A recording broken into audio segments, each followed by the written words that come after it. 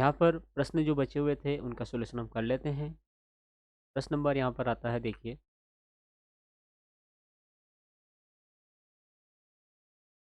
32वें number का, जो कि पूछा है हमसे, वेंचुरी मापी की कार्यविधि लिखिए। इसके जो कार्यविधि है वो हमें समझाना है। तो इस वेंचुरी मापी को वेंटोरीमीटर भी बोला जाता है, ध्यान रखिए आप नाम तो। सबसे पहले हम समझ लेते हैं कि जो मापी होता है, वेंटोरीमीटर होता है, वो क्या होता है। तो यह बर्नौली की प्रमेय पर आधारित एक ऐसी युक्ति होती है जिसकी सहायता से किसी नली में द्रव प्रवाह की दर ज्ञात की जाती है। तो यह एक ऐसी युक्ति है, एक ऐसा उपकरण है जिसकी सहायता से यदि किसी नली में कोई द्रव प्रवाहित हो रहा है तो हम उसकी स्पीड को ज्ञात कर सकते हैं। हमें इसकी कार्यविधि समझानी है, तो कार्यविधि हम इस प्रकार से यहाँ लिखेंगे। ये यहाँ पर वेंटोरी मापी जो है उसका चित्र है। यहाँ पर दोनों तरफ P और Q ये दोनों समान परिच्छेद हैं यहाँ पर, और मध्य में एक S बिंदु है जिसका जो परिच्छेद है वो छोटा है, यानी कि मोटाई में यहाँ पर छोटी है, और साइडों में ये जो नली है उसकी चौड़ाई समान है। यहाँ पर कोई द्रव प्रवाहित हो रहा है। यहाँ पर हम बात करते हैं इस P बिंदु पर, तो यहाँ पर उस नली का क्षेत्रफल A1 है, परिच्छेद का क्षेत्रफल A1 है, वेग V1 है। यहाँ पर जो नली में जो इस नली की ऊंचाई है पानी के तल की वो H डैश है। यहाँ पर दाब P1 है। फिर हम बात करते हैं इस S वाले बिंदु पर, तो S बिंदु पर क्या हो रहा है, यहाँ पर अनुप्रस्थ परिच्छेद काट का क्षेत्रफल A2 है। यहाँ पर प्रवाहित जो द्रव है उसका वेग V2 है। यहाँ पर इसका जो दाब है, और इस केस नलिका में जो द्रव की ऊंचाई है वो H है, तो दाब यहाँ पर P2 है। तो इन दोनों नलियों में H डैश और H में जो दाब ऊंचाइयों में अंतर है वो ऊंचाइयों में अंतर H है। तो यही बात हमें यहाँ पर लिखना है। इस प्रकार से लिखेंगे कि जब नली पी एस क्यू में कोई द्रव बहता है तो नली के भाग P से S में आने पर चूंकि नली का अनुप्रस्थ क्षेत्रफल घटता है तो द्रव का वेग बढ़ता है। अतः बर्नौली के प्रमेय के अनुसार नली के भाग S में द्रव का दाब कुछ कम हो जाता है, जिससे ऊर्ध्वाधर नली H में द्रव के स्तंभ की ऊंचाई ऊर्ध्वाधर नली H डैश में द्रव के स्तंभ की ऊंचाई की अपेक्षा कुछ कम हो जाती है। वही बात हमें यहाँ लिखना है जो बात हमने अभी हाल समझी है। उसके बाद देखिए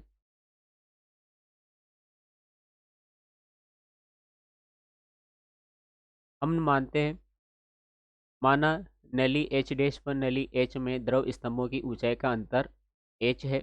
माना नली के भाग P में द्रव का दाब P1 है, वेग V1 है और अनुप्रस्थ काट का क्षेत्रफल A1 है। और नली के भाग S में द्रव का दाब P2 है, वेग V2 है और अनुप्रस्थ काट का क्षेत्रफल यहाँ पर A2 है। माना नली में बहने वाला जो द्रव है उसका घनत्व D है, तो नली में यदि बहने वाला जो द्रव है वो द्रव का प्रवाह धारा रेखीय है, तो बर्नौली के प्रमेय के अनुसार इनके जो यांत्रिक ऊर्जाएं हैं प्रत्येक बिंदु पर उनका योग नियत रहता है। यहाँ पर इसमें दाब ऊर्जा और इसकी गतिज ऊर्जा काम कर रही है, तो हमने लिखा पहले वाले बिंदु पर P1 plus P1 plus 1/2 dV1 square, यानी कि दाब ऊर्जा और गतिज ऊर्जा बराबर S बिंदु पर दाब ऊर्जा प्लस गतिज ऊर्जा, यानी कि P2 प्लस 1/2 dV2 स्क्वायर। यहाँ पर हम दाब को एक तरफ कर लेते हैं, यानी कि हम यहाँ पर इन दोनों का कर लेते हैं पक्षांतर। तो पक्षांतर करेंगे तो हमें मिलेगा P1 माइनस P2 बराबर P2 को इधर लेके आ गए तो ये जो गतिज ऊर्जा है पहले वाले सिरे पर ये उधर चल जाएगी, तो बन जाएगा 1/2 dV2 square minus 1/2 dV1 square. यहाँ पर हम देख सकते हैं कि 1/2 D दोनों जगह है, तो दोनों जगह से हम इसको कॉमन ले लेते हैं, तो ये हो जाएगा P1 माइनस P2 बराबर 1/2 D। ये बचेगा V2 square minus V1 square. अब हमें यहाँ दोनों तरफ से जो ये हिस्सा है V2 square minus V1 square, यहाँ से हमें V1 कॉमन लेना है। इस सेकंड वाले में तो V1 है, लेकिन इस फर्स्ट वाले में V1 नहीं है। इस V2 वाले में हम V1 से गुणा भी कर लेते हैं और V1 से डिवाइड भी कर लेते हैं। तो देखिए हम इस प्रकार से लिखेंगे P1 माइनस P2 बराबर 1/2 D। यहाँ पर लिख लेते हैं हम V2 स्क्वायर के साथ V1 का स्क्वायर अपॉन में V1 का स्क्वायर और माइनस में V1 का स्क्वायर एज इट इज़ है। तो हम यहाँ से पहले पद में से और दूसरे पद में से इस V1 को कॉमन ले सकते हैं। तो यहाँ बनेगा ये P1 माइनस P2 बराबर 1/2 dV1 स्क्वायर। यहाँ बचा है V2 square upon V1 square minus V1 में से V1 को ही कॉमन ले लिया तो यहाँ पर 1 बचा हुआ है। तो हमें यहाँ पर आते आते ये वाला जो समीकरण है वो इस रूप में मिल गया है ना। किस रूप में मिल गया? तो ये मिल गया हमें P1 माइनस P2 बराबर 1/2 dV1 स्क्वायर कोष्टक के अंदर V2 स्क्वायर बटा V1 स्क्वायर माइनस 1, ये मिल गया। अब हम यहाँ लेते हैं, यूज़ करते हैं सातत्य समीकरण का, क्योंकि सातत्य समीकरण से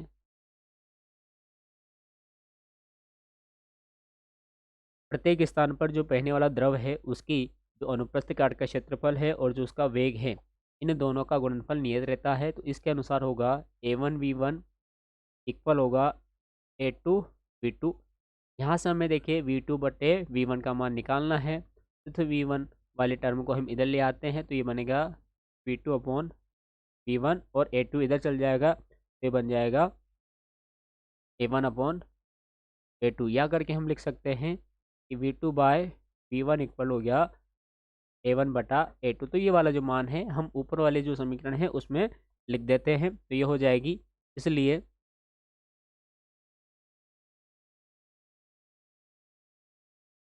हम लिख देते हैं यहाँ पे, इसलिए P1 माइनस P2 बराबर 1/2 dV1 का होल स्क्वायर और यहाँ बच जाएगा ये A1 square upon A2 square minus 1। यहाँ पीछे वाले जो इक्वेशन है इसका हम एलसीएम लेके इसको हल कर लेते हैं तो ये बनेगा P1 माइनस P2 बराबर 1/2 dV1 स्क्वायर और यहाँ बच जाएगा एलसीएम आ जाएगा इसका A2 स्क्वायर और यहाँ हो जाएगा ये A1 square minus A2 square, A1 square minus A2 square. अब हमने लिखा था पहले कि जो यहाँ जो दाबांतर है इसका P1 माइनस P2 ये ये वायुमंडलीय दाब के बराबर है, यानी कि एच डी जी के बराबर है। क्योंकि जो एच है, जहाँ पर जो एच है ये एच डैश और एच में द्रव ये जो तल है उसका ऊंचाई है। तो यहाँ पर हम इसकी जगह ये लिख देते हैं एच डी जी, तो ये हो जाएगा। इसलिए एच डी जी इक्वल होगा 1/2 dV1 स्क्वायर और कोष्टक में होगा A as it is 1A1 whole square minus A2 square upon A2 का स्क्वायर, ये यहाँ पर बचा। आगे हम यहाँ से V1 की वैल्यू निकालते हैं, वेग याद करना है क्योंकि हमें यहाँ पर तो इस V1 का मान निकालना है। तो V1 का मान निकालने के लिए ये इसके इनटू में चल जाएगा उलट गुणित होके, तो ये इस प्रकार से मान आएगा यहाँ पे। दो का इनटू भी हम कर देते हैं एच डी जी के साथ में, तो ये होगा देखिए 2H डी जी इक्वल ऊपर चल गया। यहाँ क्या बचा देखिए, ये बचा है dV1 स्क्वायर और ये हुआ A1 square minus A2 square और अपॉन में A2 स्क्वायर। यहाँ से हमें V की वैल्यूज़ निकालनी है तो V की वैल्यूज़ हम निकाल लेते हैं यहाँ पर।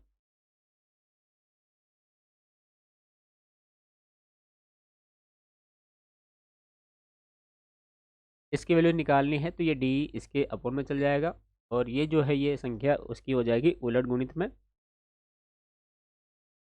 उलट गुणित में हो जाएगी तो देखते हैं यहाँ पर D से ये D हम कैंसिल कर देते हैं, यहाँ पर आगे लिखने की इसको आवश्यकता नहीं पड़ेगी। तो ये V1 स्क्वायर हमें मिलेगा 2H 2GH बचा है ये 2GH अपॉन में क्या होगा कि ये A1 A2 जो होल स्क्वायर है ये इसके बटे में चल जाएगा और A2 ऊपर आ जाएगा, यानी कि हम लिख देंगे यहाँ पर A1 square minus A2 square और इंटू में आ जाएगा A2 का होल स्क्वायर। तो यहाँ से हम V1 निकालते हैं तो अंडर रूट लग जाएगा, ये हो जाएगा 2GH upon A1 square minus A2 square और इंटू में A2 का स्क्वायर, क्योंकि स्क्वायर है यहाँ पे तो ये जो A2 है ये कॉमन निकल जाएगा मतलब इसका वर्गमूल हो जाएगा, तो ये V1 आ जाएगा A1 या A2 है ये, A2 आएगा। V1 equal to A2 under root में होगा 2GH upon A1 square minus A2 square. तो ये यहाँ पर V1 का मान आया है। जब V1 का मान आ गया है तो हम यहाँ पर लिखते हैं कि यदि नली में, क्या लिखेंगे, यदि नली में प्रति सेकंड प्रवाहित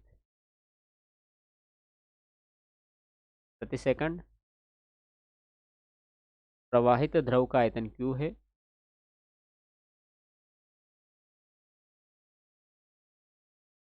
द्रव का आयतन क्या है, Q है, तो Q बराबर कितना होगा, तो Q बराबर होगा A1V1। हमने सातवें समीकरण से पढ़ा है कि Q मान पर क्या हो रहा, A1V1 होगा, और V1 की वैल्यूज यहाँ पर हमने निकाल चुके हैं। तो ये Q बराबर आ जाएगा A1A2,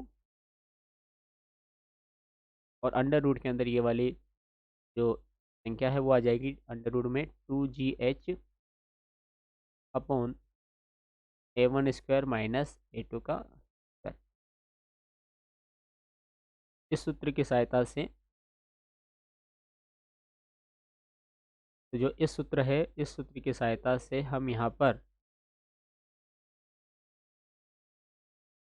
द्रव के बहने की दर Q को ज्ञात कर सकते हैं। खाली हमें क्या पता होना चाहिए, हमें ये पता होना चाहिए कि एस का मान क्या है, A1 का मान क्या है और A2 का मान क्या है। इन तीनों के मान हमें पता होने पर हम क्या कर सकते हैं, किसी भी नली में बहने वाला जो द्रव है उसकी दर ज्ञात कर सकते हैं बहुत ही आसानी से। तो ये इसकी कार्यविधि है। अगला प्रश्न हम देखते हैं यहाँ पर,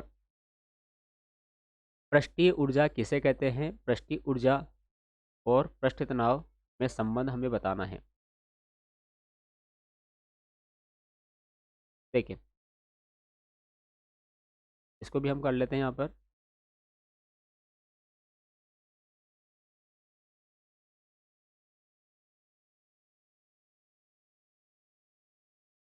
पृष्ठीय ऊर्जा क्या है, तो द्रव के प्रवाह के एकांक क्षेत्रफल में निहित स्थितिज ऊर्जा को द्रव की पृष्ठीय ऊर्जा कहते हैं, और इसका मात्रक जूल प्रति मीटर वर्ग होता है, और इसका विभव सूत्र होता है Mt-2। पृष्ठीय ऊर्जा और पृष्ठ तनाव के मध्य में संबंध क्या है, तो इन दोनों में यह संबंध है कि पृष्ठीय ऊर्जा है वो पृष्ठ तनाव के ही बराबर होती है। यानी कि हम लिख सकते हैं कि किसी तरल का पृष्ठ तनाव प्रति एकांक क्षेत्रफल की पृष्ठीय ऊर्जा के बराबर होती है, ये हम यहाँ पर लिख सकते हैं। फिर अगला प्रश्न हमसे पूछा यहाँ पर,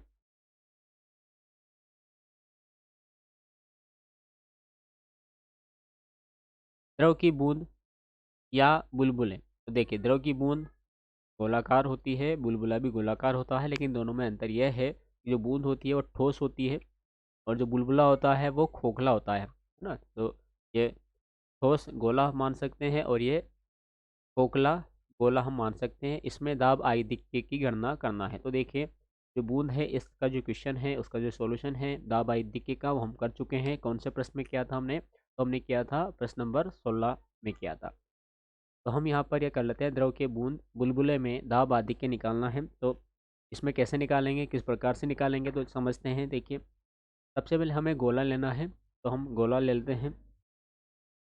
तो गोले में क्या होगा, उसमें बुलबुले के कारण वायु के दो पृष्ठ होते हैं। हम यहाँ लिखते हैं इसमें द्रव के बुलबुले में दाब आदित्य, तो हम लिखेंगे यहाँ पर चूंकि बुलबुले में बुलबुले में वायु के कारण दो पृष्ठ होते हैं। कितने पृष्ठ होते हैं, दो पृष्ठ होते हैं। एक अंदर का पृष्ठ हो गया और एक बाहर का पृष्ठ हो गया। दो पृष्ठ होते हैं, एक अंदर का और एक बाहर का। एक अंदर का एवं एक बाहर का पृष्ठ। अब यहाँ पर क्या होगा कि जब बुलबुला संतुलन अवस्था में होगा, बुलबुला संतुलन अवस्था में है,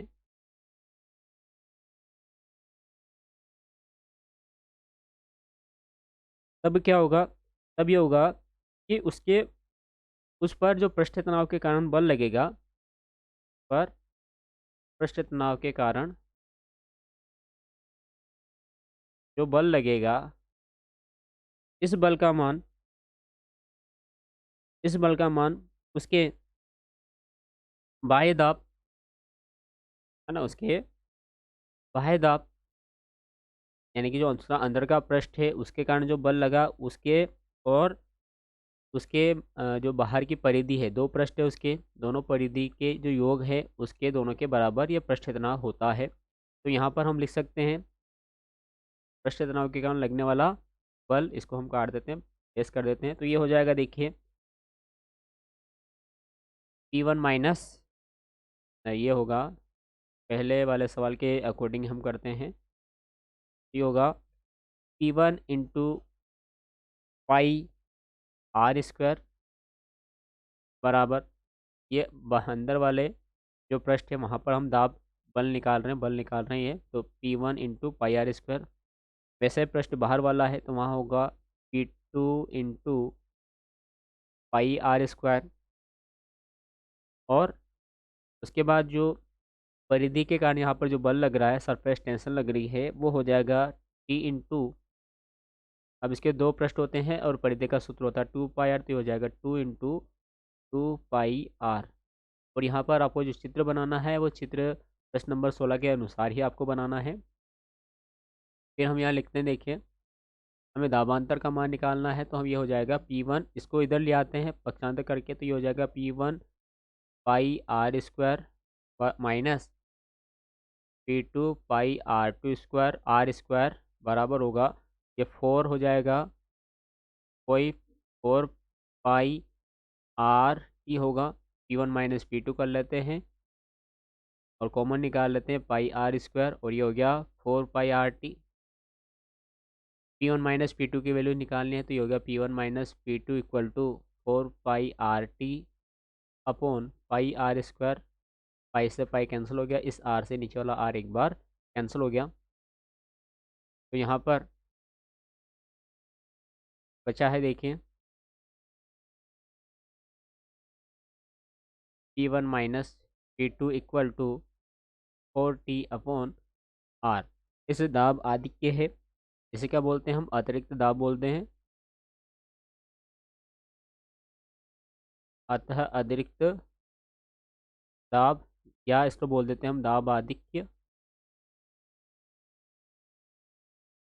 जिसका मान आया है P1 माइनस P2 बराबर 4T अपॉन आर। तो ये मान यहाँ पर इसका आया है, तो ये अतिरिक्त दाब है बुलबुले के अंदर। उसके बाद 2 प्रश्न या 3 प्रश्न और इसके बचे हैं, उसको भी हम यहाँ पर कर लेते हैं, देखिए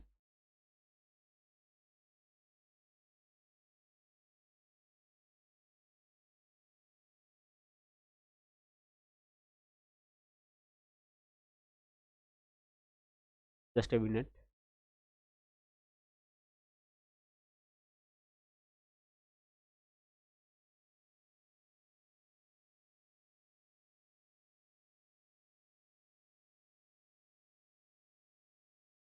प्रश्न नंबर अगला है, केस नली में द्रव चढ़ने की व्याख्या करना है। तो व्याख्या कर देनी है हमें इस प्रकार से कि केस नली में कोई भी द्रव किस ऊंचाई तक कर चढ़ेगा, यह केस नली की त्रिज्या पर निर्भर करता है, क्योंकि त्रिज्या जितनी कम होगी तो पानी उतनी ऊंचाई तक, द्रव उतनी ऊंचाई तक बढ़ेगा, और त्रिज्या जितनी बड़ी होगी तो पानी या द्रव जो है उतनी ही कम ऊंचाई तक चढ़ेगा। सामान्यतः जो द्रव कांच को भिगोता है वह केस नली में ऊपर चढ़ जाता है, और जो द्रव कांच को नहीं भिगोता है वो केस नली में नीचे उतर जाता है ना, जो संपर्क कोण के ऊपर डिपेंड करता है। यदि केस नली की को भिगो रहा है तो वो जो द्रव है वो ऊपर चढ़ जाएगा, और जो केस नली को नहीं भिगोता है वो केस नली से नीचे की ओर उतर जाएगा। उदाहरण के तौर पर जब केस नली को पानी में डुबोया जाता है तो पानी ऊपर चढ़ता है, जब केस नली को पानी में डुबोया जाता है तो क्या होता है, पानी ऊपर चढ़ता है। ठीक वैसे ही जब केस नली को पारे में डुबोया जाता है, पारे से भरे पात्र में क्या करते हैं, डुबोया जाता है, तो पारे का जो तल है वो जो केस नली में पारा है वो ऊपर चढ़ने के बजाय नीचे उतरता है। उसके बाद अगला प्रश्न है, लास्ट है इस पार्ट का,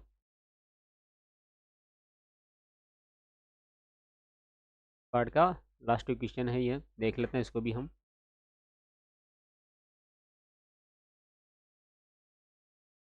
केसी के उन्नयन द्वारा द्रव के पृष्ठ तनाव ज्ञात करने का व्यंजक हमें ज्ञात करना है। तो प्रश्न के अनुसार हम केस नली में जो केसीय उन्नयन होती है उसके द्वारा पृष्ठ तनाव ज्ञात करने की का जो व्यंजक है वो ज्ञात करते हैं। तो यहाँ पर इसका डायग्राम प्रदर्शित है, देखिए। जब एक समान व्यास वाली नली है, इस नली को पानी से भरे बीकर में ऊर्ध्वाधर डाला जाता है तो पानी के पृष्ठ तनाव के कारण केस नली में जल का स्तर ऊंचा हो जाता है। यहाँ पर आप देख सकते हैं ये ए से बी पर जो स्थान है ये ऊंचा हो गया इधर। केस नली के अंदर जल का पृष्ठ अवतल होता है। केस नली के जो अंदर है पृष्ठ ये थोड़ा अवतल होता है। हमने माना कि जब केस नली में जल जब तक ऊपर चढ़ता है जब तक कि एच डी जी बराबर 2T/R न हो जाते हैं। ये संतुलन अवस्था का फॉर्मूला होता है जहाँ पर एच डी जी बराबर होता है 2T/R में। यहाँ पर जो भी मान प्रेजेंट हुए हैं उन सब मान को आप बता दें कि एच यहाँ पर उसकी ऊंचाई है, डी यानी कि जल का घनत्व है, टी यानी कि जल का पृष्ठ तनाव है, आर यानी कि स्मॉल आर यानी कि केस नली की त्रिज्या है जो यहाँ नहीं आया लेकिन आगे आने वाला है, स्मॉल जी गुरुत्वीय त्वरण है, और जो कैपिटल आर है वो अवतल पृष्ठ की वक्रता त्रिज्या है। जो ये पृष्ठ यहाँ पर अवतल वक्रता प्राप्त हुआ है उसकी ये त्रिज्या वक्रता त्रिज्या है। तो हमें जो मान प्राप्त हुआ था यहाँ पर h d g upon h d g equal to वो लिख लें हम, एच डी जी इक्वल क्या होगा 2T/R हमें प्राप्त हुआ। एच डी जी बराबर क्या होगा 2T/R। ये मान आप ध्यान रख सकते हैं, जब हमने बूंद वाला इक्वेशन किया था तो वहाँ पर पृष्ठ तनाव इसके ही बराबर लगा था 2T/R के। तो ये h d g equal to क्या हो गया 2T/R हो गया। अब यदि हम मानते हैं जो हमने मान रखा है यहाँ पर कि एच ऊंचाई है, डी जल का घनत्व है, टी पृष्ठ तनाव है जल का, आर स्मॉल आर केस नली की त्रिज्या है, स्मॉल जी गुरुत्वीय त्वरण है, आर वक्रता अवतल पृष्ठ की वक्रता त्रिज्या है। इसको हम समीकरण नंबर 1 दे देते हैं। हमारे काम के जो चित्र हैं वो अब मेन है थर्ड वाला। अब थर्ड में आप देख सकते हैं कि हमने जो अवतल पृष्ठाकार जो वक्राकार पृष्ठ है यहाँ पर एक थीटा कोण लिया हुआ है, आर इसकी त्रिज्या है और आर जो है ये वाला इस अवतल वक्रताकार पृष्ठ की वक्रता त्रिज्या है। तो इसके अकॉर्डिंग हम देखते हैं चित्र नंबर थर्ड से तथा चित्र थर्ड से हम थीटा का मान निकालते हैं। तो थीटा का मान किस प्रकार से निकालेंगे आइए देखते हैं हम।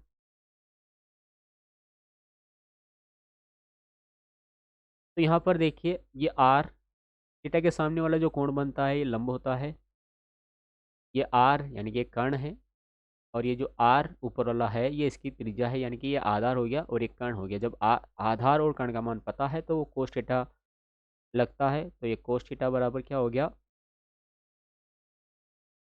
आधार बटे कर्ण हो गया, यानी कि ये बन गया cos theta equal to small r upon capital are.